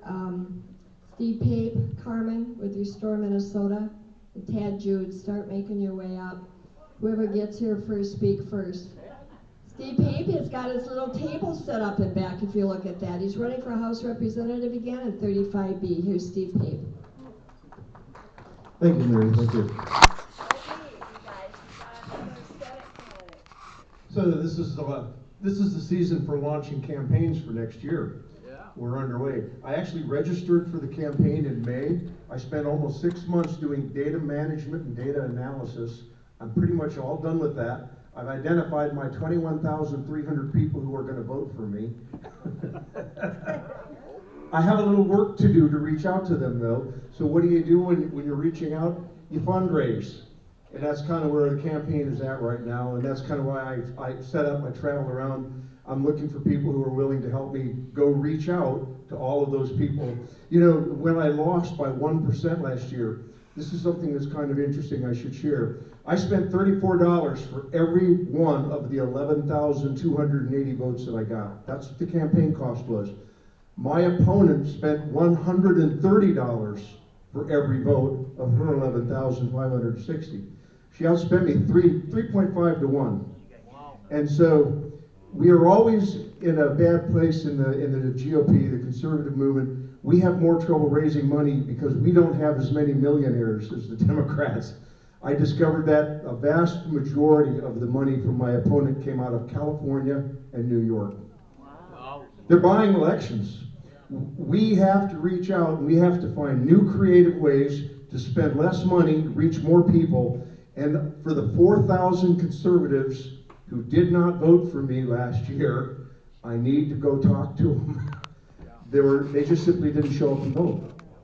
And so all I needed was 280 more votes to win. So what we have to do is go find people. We have to convince them every vote matters. Everybody has to vote. And that's how we win elections. We reach out to our base and we get every single vote, and that's the way we can win. And I could have won last year if we'd have had a few more people show up. But next year, we're going to make sure that we have reached out to our base. And that's, so go home and talk to your friends, talk to your neighbors, talk to your kids, your grandkids, your cousins, everybody. And that's the best thing you can do to help us out. So you got your little table? Yeah, and there's donation envelopes, and there's a little information about me if you want to know a little more. I'll be back there, and you can stop by and chat with me if you want to know a little bit more about me and my campaign and what I'm all pushing. Yeah, we're good.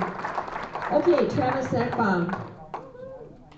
Thank you, Mary. Thank you, everyone, for being here. I am Travis Ekbom, and I am the president of MNUSA 250.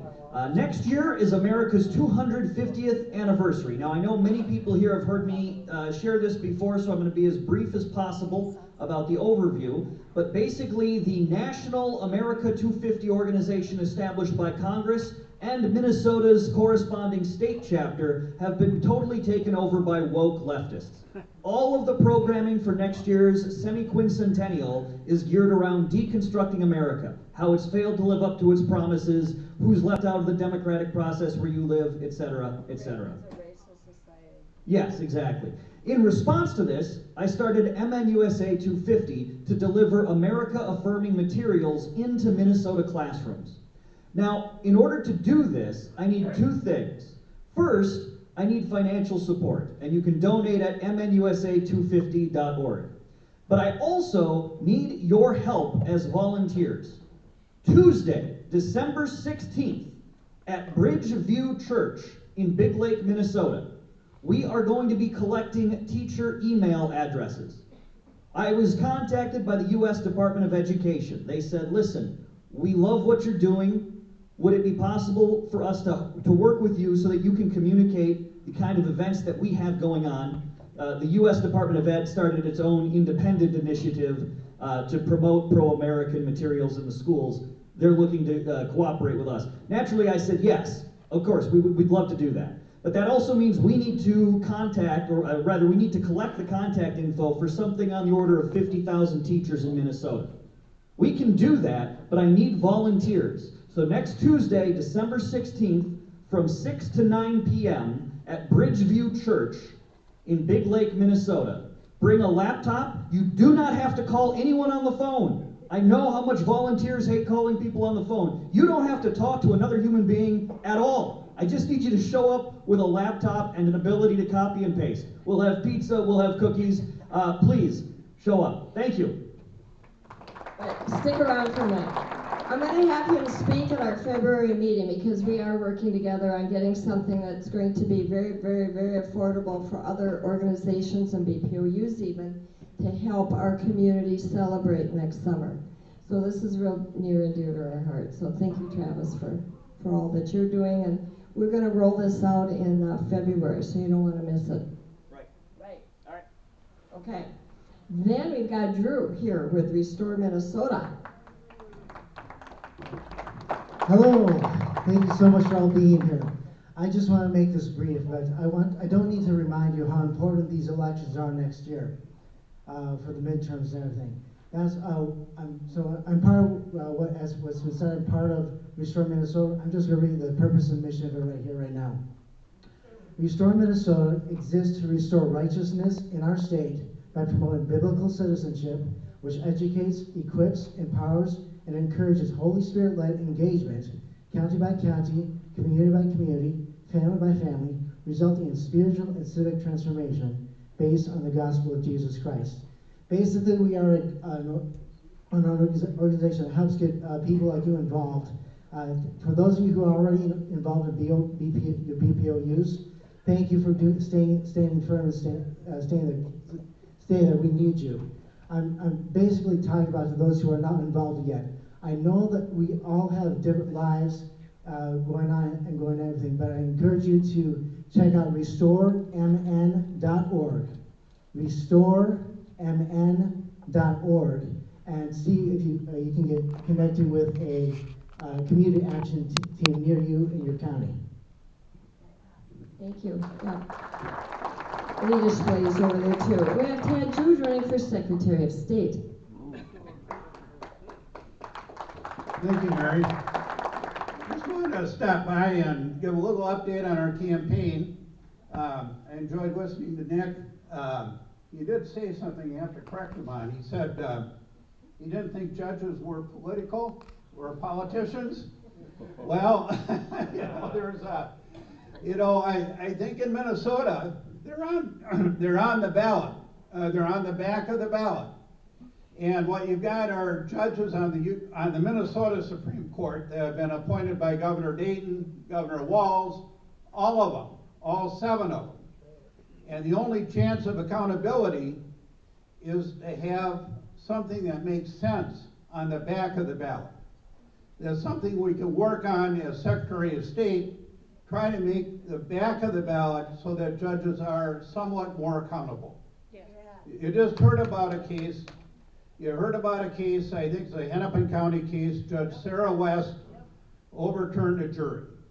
And it didn't seem to make a lot of sense. So you've got judicial independence over here. You have to have accountability over here. And that's what they're on the ballot for. But it doesn't make a lot of sense in Minnesota. It isn't very understandable. And that's one of the things I'd work on as Secretary of State. There are a couple other things. I found out our Secretary of State is very much an insider. He is very much an insider in the DFL machine. And somebody brought up Steve Simon. I'm going to talk to you about your question that you had brought up a little bit earlier. But we've got the Department of Justice going after our Secretary of State to clean up our voting rolls. And want to make sure people are citizens. Want to make sure they're still alive. We want to make sure that we're abiding by the Civil Rights Law and the Help America Vote Act. These are things that are at issue in this lawsuit. And the U.S. Department of Justice is outside the bureaucracy of Minnesota. They can help us a lot in doing that. I would work with them. I'd also convene the Minnesota House in the right way, so that when Steve is over there, we have people who show up for work. He didn't do that right this year. And that's something the Secretary of State does. So the Secretary of State does matter. I would work on those things. Now, I tried to figure out what has Steve Simon been doing. He was the only elected official on this committee of experts that came up with this new state flag. It's a terrible state flag. The historic flag represented, it's a symbolic issue. You know, it's not like election integrity, it's not like fraud, but it's something that shows that he is completely out of touch with everyday Minnesotans. And we've got a petition, we've got it right here. If anybody wants to sign it, we're going to have a vote on the state flag. That's what I'll fight for. I need your help, so thank you.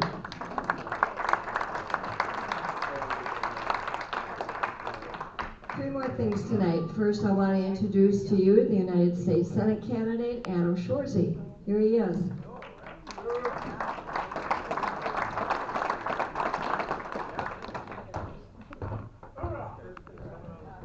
Senator Nelson.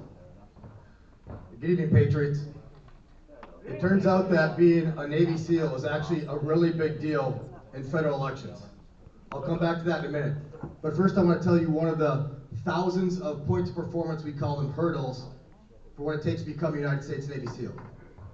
It's called BUDS. It's the training school that all SEALs go to down in Coronado. And the first thing you do is you get on an Olympic-sized pool, the long axis, you jump in as a class. Submerged. You have to do a front flip underwater, reorient yourself, and then swim the entire length of Olympic pool, touch the wall, and then you swim submerged all the way back to the near side, touch the wall, and then, and only then, you're allowed to come up and get air. So about 70% of the candidates, they can do this. They're ready, they're trained, they're equipped, they practice, they do it, they swim, they do the front flip, touch the wall, they come back, they touch. Congratulations, now they can just do the other thousands of things that's required. About 20% unfortunately cannot.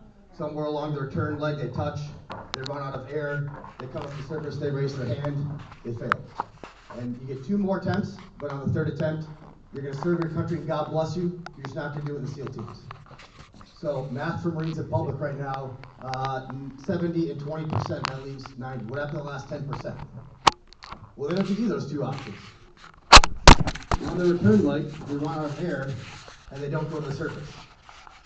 They just go limp and lifeless underwater. So what do we do with those candidates? We grab them, we take their body, we swim them over to the pool deck wall, ram them into the wall, bring them to the surface, and give them a slap. It's literally called the slap for life. The candidates come to, they spit out all their water. What do we do with those candidates? Pass. The whole point of that evolution was not to find out who can swim far holding their breath. The point of that evolution and the thousands of other hurdles you have to climb like it are for you and your soul to understand, what do you want more, air in your lungs or to be a United States Navy SEAL? And now I ask you tonight, is that not the same level of commitment you want fighting for you in Washington?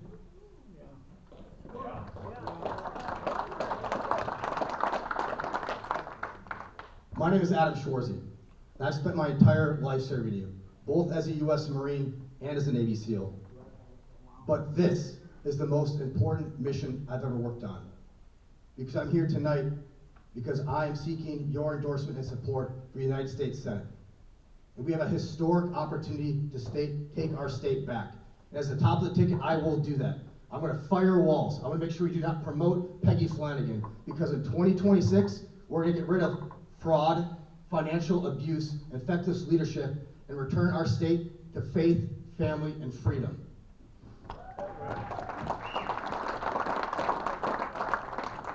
So in my last few minutes remaining, I want to tell you a couple things. I'm going to make 3 cases, if you will. One, I'm going to make the case that this is exciting. We have some great candidates statewide, and we are going to do this, a historic opportunity. I'll make the second case that I am going to be great at the top of the ticket, and I can alone lead our down ballot success in the great state of Minnesota. And if I make those cases 1 and 2 successfully tonight, the third case is you get on board. You join the team and get in the fight, because we cannot do this without you getting involved. So who am I? Adam Schwarze. First off, important part of my story is I was adopted. I'm literally only on this planet because my mom found a way to give me life. And I'm so proud to be running as a Republican Because our party supports women, we support life at all stages, and we support the rule of law. I'm so proud that we support life. I'm also, was in 9/11, I was in my senior year of high school, I watched the Twin Towers fall. I recognize the real threats out there. And that's what started my life of service. 3 weeks later, I enlisted on my 18th birthday. I did all 5 phases of Operation Iraqi Freedom as an enlisted infantryman. And then I did so well that I became a meritorious officer in the Marines. I came back home to the University of Minnesota where I met my biological family. What kind of story other than America has that happened? Where somebody can get put up for adoption, saved at birth, go do wonderful things for their country, and then come home and find out they have a whole another family waiting for them. And I can tell you that when I get to the U.S. Senate, expanding adoptions is going to be one of my main priorities. Because again, we support life.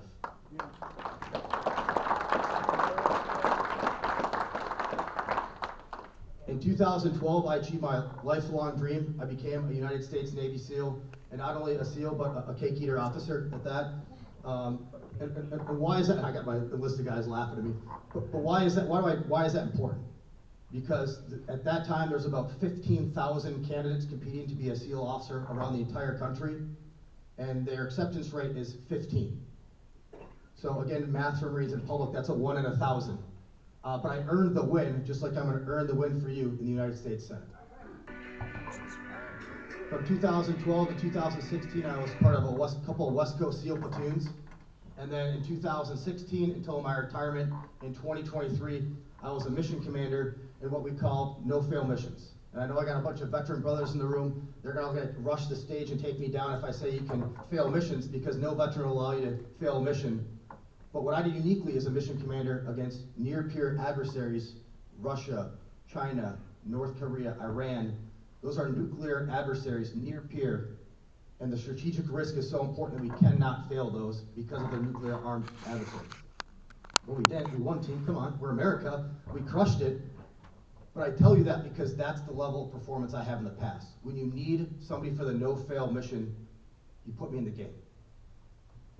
On my way out of the military, I don't like to brag about some of my fancy pants degrees anymore because Harvard's really lost its way and Johns Hopkins lost its way, but I did. I got my master's in foreign policy at Harvard, and I got a master's in business administration from Johns Hopkins, when they could still tell you what a woman was. That was before they lost their definition of that.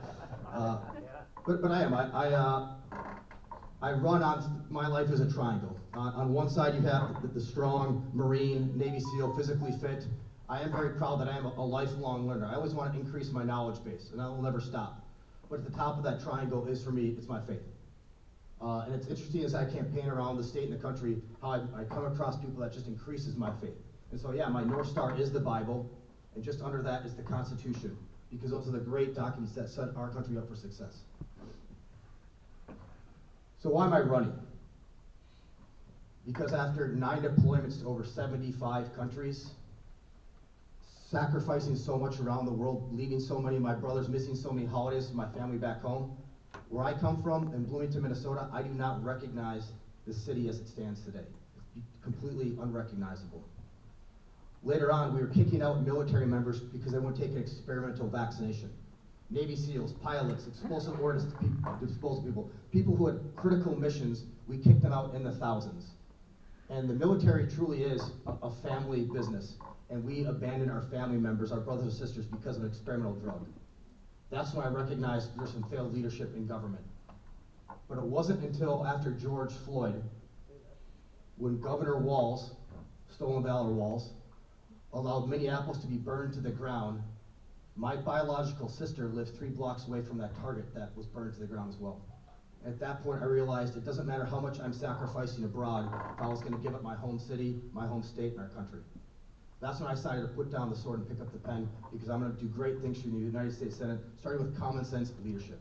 That is what we're missing. What am I going to fight for you for? Fraud. Can you imagine right now if we promoted Peggy Flanagan to the United States Senate?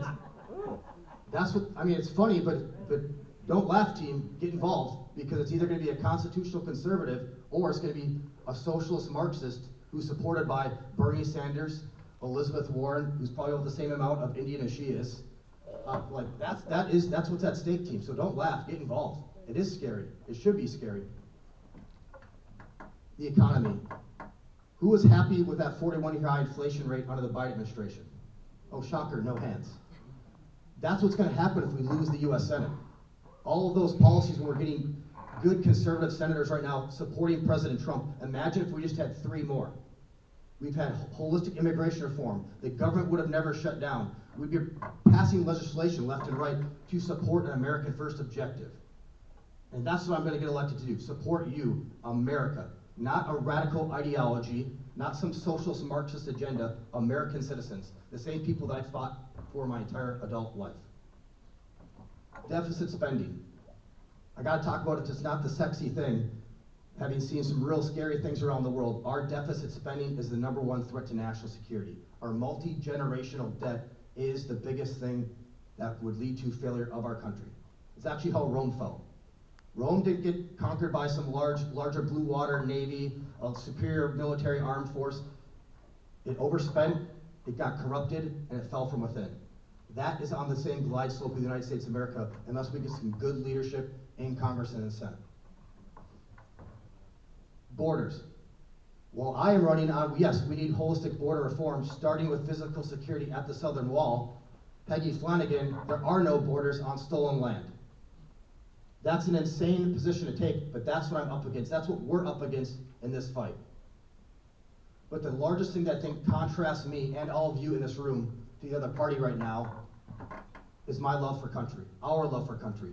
Whatever we do, what do we do? I wasn't here. What do? We do the Pledge of Allegiance to start out? Of course we did, because we love our country. We see American flags all over the place. If you see my flyers on the wall, you see American flags, because yes, I'm running for a stronger America, but that's fueled off of my love for country. How many American flags do you think you see at the Peggy Flanagan rallies? 0. No, that's not true. They'll see a lot of if they're on fire. If they're on fire, yes, you'll see them. But it's not funny, it's sad. We think about that's what the team is representing on their side of the aisle. Burning American flags, an anti-American agenda, a Marxist agenda. The good news, team, is we figured it out. President Trump has figured it out. President Trump won a national mandate with a popular vote because people recognize that they're not racist, because they want to keep women secluded in their own locker rooms. They're not homophobic because they don't want their daughters to have to give up their sports scholarships to biological males. They're not against migration because they just want to have a closed border that doesn't promote fentanyl coming over in record numbers. We get it, nationally. Now it's time for Minnesota to get it. Lastly, I want to close with the most important thing that I want you to walk away with tonight. This is the most important answer for you as you pick your candidate, your standard bearer. As the one candidate, by the way, who's going to honor the endorsement in the U.S. Senate race, I hope that says enough already about what I feel about the grassroots. The best metric for future success is past performance. That makes sense, right? You can tell how something's going to do in the future by how it does in the past, right? 93% of congressional people, they keep getting reelected every year. Same, it's even higher in the U.S. Senate. Here's the sad truth, team. I'm not going to lie to you. It's by design in Washington. They don't give a damn if you're a D or an R. The DC insiders, the military industrial complex, the big pharmas, the lobbyists, the special interest groups, they don't care if it's a D or an R. They want to keep the incumbent in place. So 93 over here. There's been a really small subset of people who figured out how to flip general elections. Frank Long, you'll get to answer. Who is this? What small group has figured it out? Navy SEALs. I said at the very beginning, I'll come back to it. 93% over here. Federals get reelected every single time because of the DC swamp. 7 for 7. 7 for 7. We have not failed this yet. We have 7 Navy SEALs in federal office. They have not failed. Most recently in Montana right now, we had another Minnesota Navy SEAL who flipped out a 3-term incumbent in John Tester, who was a 5th-generation rancher, somebody who thought he would die in the U.S. Senate. Well, how is that? How do SEALs keep getting involved in winning all these elections? Clearly, it's not because we're charming. We build great teams. That is the secret sauce. That's why I was a mission commander for the last 7 years. We build really good, high-performing teams, and we work damn hard. That's why I'm here tonight. I want you on my team. This is the most important mission I've ever worked on, but I can't do it alone. And yes, I built a team across every single congressional district, and we fundraise at a level that's never been done before in the state of Minnesota. We've got almost $700,000 now, and that's from Minnesota donors. I have the largest percentage of Minnesota donors of any candidate in either side of the aisle. I've got more cash on hand than all the other Republican candidates filed combined. So that is other reason why we do well, is because the national donors, and people think the governor's race because Tim Walz sucks. The governor's race is a $40 to $70 million race. My race at the top of the ticket is a $400 million to $1.2 billion race with a B. So why is that important? Because nationally donors recognize when a SEAL gets in the fight, we win. That's why I'm getting donor support from Minnesota. That's why I'm flying to Mar-a-Lago tomorrow to meet the president, to get him involved in our race in Minnesota. Because we can't do it alone.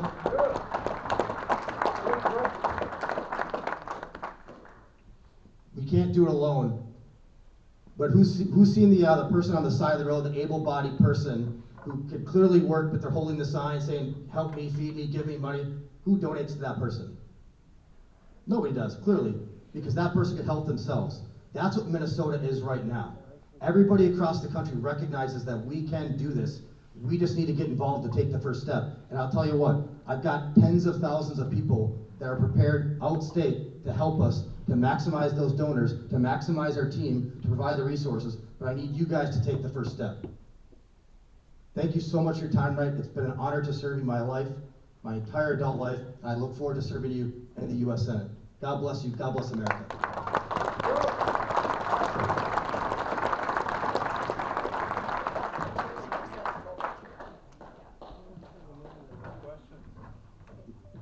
Two quick things. If you guys want to stay and ask him some questions, please do. That'll be good. We are running later tonight, though. Our candidates spoke a lot, but I thought it was important to let them take more time. It's one good way to get to know them. Two quick things. On December 11th, at the Plains and Politics North, we will have Kendall Qualls for governor. We'll have Nate George again for auditor, Charles Cooklands for auditor, and also Rod Schutz for attorney general. Those are the four that are showing up so far on December 11th. Good night, Clyde. We'll see you next month. In January, now you know we meet the first Thursday of the month, but the first Thursday in January is the 1st of January. So it's New Year's Day, and this restaurant is closed. So please make a note that we will be meeting the next Thursday, January 8th. Okay? That should work out really well. January 8th. Yeah, January 1st, I just might do that. You just never know. But no, so make a note of that. January 8th is when we will meet here. We will be back on schedule again with the first Thursday in February. But January, it'll be the second Thursday. So far, we have a number of gubernatorial candidates committed to coming. And we have Kendall Qualls, Scott Jensen, Chris Maddle, Kristen Robbins. Bye, Glide. Merry Christmas. Merry Christmas, Glide. Bye. And if I can get a hold of his phone number, we will have Mike Lindell. Now, as you know, Mike Lindell did file paperwork to run for governor, but has not said whether he's running or not. He said on December 11th he will tell us yes or no if he's running for governor, but he filed for paperwork, the paperwork to do so. So that's at least 5 or 6 out of all of them that are running. As of right now, if we include the 3 running for governor, running campaigns on Facebook, we have 14 candidates. What I've done is typed up at least the Facebook page and the websites for everybody that's running on the Republican ticket for all of the offices, including U.S. Senate and the 4 constitutional races. It's in an acrylic frame on the table out there. Take a photo of it. This will get you going, and you will be amazed at the wide variety of candidates that we have. But it'll be updated with Lindell's information should he now declare he's running, okay? Along with those candidates on January 8th, Lauren Kennedy, will you please stand up? Lauren is our Chisago County BPOU chair. He's been involved in politics for 25 years. He put together a wonderful training program for his BPOU and CD. All the infrastructure and why we go to caucus, how do you get to caucus, what's the purpose of the BPOU, what's the purpose of our conventions. He's going to tell us in January. This is an important meeting. It's going to put it all together for you. You can steal it and take it back to your BPOUs and be the smartest one in the room. Seriously. There's a lot of people that can't put all those moving pieces together and put them in order like what we're doing. That is what you're doing, isn't it, Lauren? Yes. All right. But anyway, he will be here, so we want you to bring your friends and family and anybody, especially if you think you're going to go to caucus and become a delegate, so you know what you're doing at every level. And if you think you're going to be a convener, please show up. Those are the people that just follow the script put out by the MNGOP. It's state statute guided, but every major party has a caucus going on. But you're going to be electing delegates and starting that whole delegate process to endorse the Republican candidates next year. Does that make sense? So be here, hear about from all those gubernatorial candidates and whoever may show up. Because you just never know. They walk in through that door and it's always a surprise. So I want to say, just have a blessed season coming up. Be careful. Enjoy family, friends. We'll see you on January 8th. Thank you.